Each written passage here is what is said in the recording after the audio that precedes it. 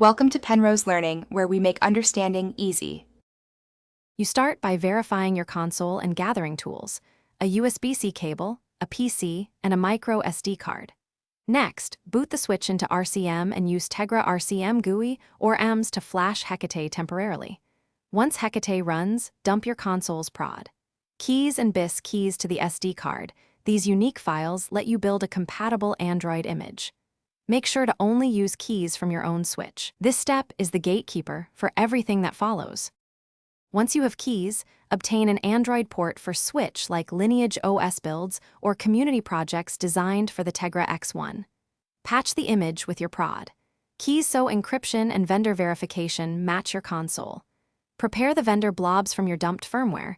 They bridge hardware features like GPU, Joy-Con, and USB. Then boot Hecate. Use the payload option to flash the patched boot and system partitions, or install via TWRP if provided. This integrates Android with Switch hardware drivers. After flashing, boot into Android. The first startup will be slow while it optimizes apps and verifies partitions.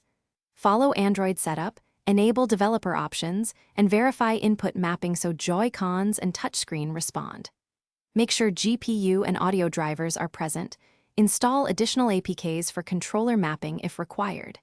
If you hit a boot loop or missing features, power off, restore your NAND backup from Hecate. Recheck that you use the exact prod. Keys and correct vendor blobs, then reflash.